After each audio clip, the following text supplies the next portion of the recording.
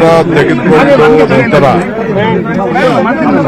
ಮೊದಲನೆಯ ಸನ್ನಿಧಿ ಈ ಗಂಗಾಧರೇಶ್ವರ ದೇವಸ್ಥಾನಕ್ಕೆ ಬಂದಿದ್ದೇನೆ. ಮಲ್ಲಘಟ್ಟ ಕೆರೆ ಇದು ಒಂದು 3-4 ಬಾರಿ ಬಂದಿದ್ದೀನಿ. ಬಹಳ ಐತಿಹಾಸಿಕವಾದಂತಹ ಪವಿತ್ರವಾದಂತಹ ಸ್ಥಳ. ಎಲ್ಲ ಊರಿನ ದೇವತೆಗಳು, ಎಲ್ಲ ದೇವರುಗಳು ಎಲ್ಲ ಬಂದು ಇಲ್ಲಿ ಸ್ನಾನ ಮಾಡಿಸಿ ಪೂಜೆ ಮಾಡಿ ಈ ನೀರನ್ನು ನನ್ನ ಮನೆ ಕೂಡ ನಾನು ಗೃಹ ಪ್ರವೇಶ ಮಾಡಿದಾಗ 5 ಕಡೆ ನೀರು ತೆಗೆದುಕೊಂಡು ಹೋಗಿದ್ದೆ. ಅದರಲ್ಲಿ ಈ ಕೆರೆ ನೀರು ಕೂಡ ಯಾವಾಗಲೂ ಕೂಡ ತುಂಬಿ ತುಳುಕ್ತಾ ಇರ್ತದೆ. ಮತ್ತು ಎಲ್ಲ ಇದು ಬಹಳ ಪವಿತ್ರವಾದಂಥ ಕ್ಷೇತ್ರ ಇದು. ಸೊ ಬಹಳ ಚೆನ್ನಾಗಿ ನಾನು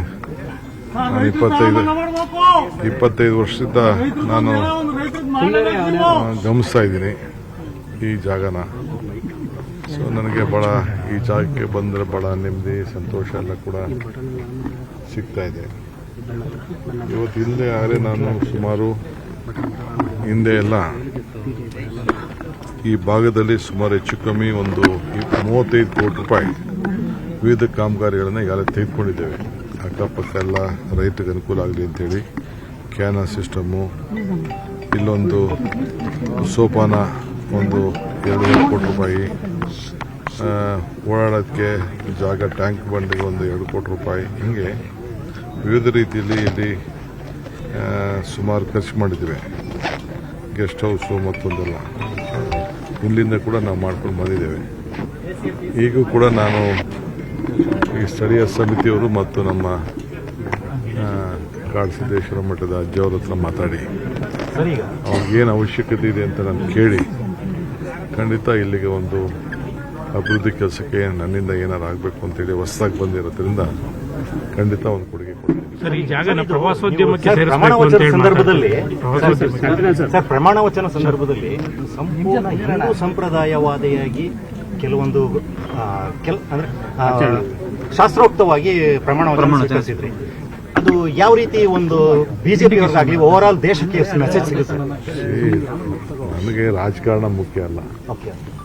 ಭಕ್ತನಿಗೂ ಭಗವಂತನಿಗೂ ವ್ಯವಹಾರ ಮಾಡೋಂಥದ್ದು ದೇವಾಲಯ ಮತ್ತು ದೇವರು, ಅವರ ಧರ್ಮ. ನನಗೆಲ್ಲ ಧರ್ಮದ ಪೀಠಗಳನ್ನು ಕೂಡ ಆಹ್ವಾನಿಸಿದೆ. ಕ್ರೈಸ್ತ ಇರ್ಬೋದು, ಸಿಖ್ ಇರ್ಬೋದು, ಬೌದ್ಧ ಇರ್ಬೋದು, ಹಿಂದೂ ಧರ್ಮ ಎಲ್ಲ ಕೂಡ. ನಮ್ಮ ರಾಜ್ಯದಲ್ಲಿ ನಾವು ತಳ್ಳಕ್ಕಾಗ್ತದ? ನನ್ನ ಹೆಸರು ಬದಲಾವಣೆ ಮಾಡ್ಕೋಕ್ಕಾಗ್ತದ? ಧರ್ಮನ ಬಿಡೋಕ್ಕಾಗ್ತದ? ನೀವು ಧರ್ಮ ಬಿಟ್ಟರು ಧರ್ಮ ಬಿಡೋಕ್ಕಾಗಲ್ಲ, ಯಾವುದೇ ಧರ್ಮದವ್ರಿಗೆ. ಸೊ ಅದು ಒಂದು ಅವಕಾಶ ಸಿಕ್ತಂಥ ಸಂದರ್ಭದಲ್ಲಿ ಎಲ್ಲ ಹೋಗ್ತಾರೆ. ಎಲ್ಲ ಧರ್ಮದವರು ಭೂಮಿ ಪೂಜೆ ಮಾಡ್ತಾರೆ. ಭೂಮಿ ಪೂಜೆ ಮಾಡಿ ಯಾರು ಕರೀತಾರೆ? ಈಗ ಪ್ರತಿಯೊಂದು ಮನೆಯಲ್ಲೂ ಕೂಡ ಒಂದು ನಾಮಕರಣ ಮಾಡಲಿ, ಒಂದು ಕಿವಿ ಚುಚ್ಚಲಿ, ಏನೇ ಒಂದು ಹೆಸರು ಏನೇ ಮಾಡೋದು ಕೂಡ ಉಪನಯ ಮಾಡಲಿ, ಎಲ್ಲ ಅವರು ಪೀಠದವ್ರನ್ನ ಕರ್ಕೊಂಡು ಬಂದೇ ತಾನೇ ಮಾಡೋದು. ಹಂಗೆ ನಾವು ಯಾರು ಬಿಡ ಹಂಗೆ ಒಂದು ರಾಜ್ಯಕ್ಕೆ ಹಿತಕ್ಕಾಗಲಿ ಅಂಥೇಳಿ ನಾವು ಒಂದು ಜವಾಬ್ದಾರಿನ ತೆಗೆದುಕೊಂಡಾಗ ಎಲ್ಲರೂ ಕೂಡ ಎಲ್ಲರ ಆಶೀರ್ವಾದವನ್ನು ಪಡ್ಕೊಂಡು ನಾವು ತೆಗೆದುಕೊಳ್ಬೇಕು. ಆ ಕೆಲಸನ ನಾನು ಮಾಡಿದ್ದೇನೆ.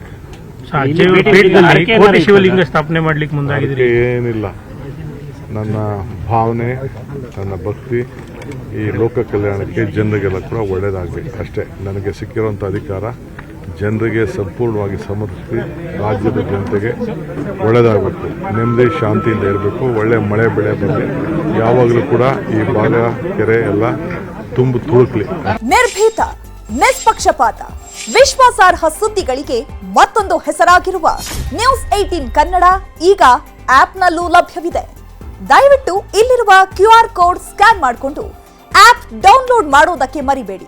ನಿಮ್ಮ ಬೆಂಬಲ ಹೀಗೆ ಸದಾ ನಮ್ಮೊಂದಿಗಿರಲಿ. ಧನ್ಯವಾದ.